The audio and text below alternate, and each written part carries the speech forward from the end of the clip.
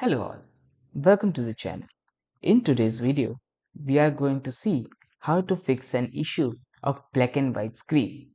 So first, you need to go to the Start button on their taskbar, click on it, then click on the Settings option.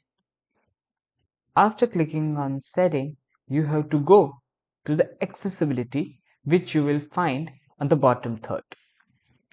After clicking on it, you have to choose the option of color filters.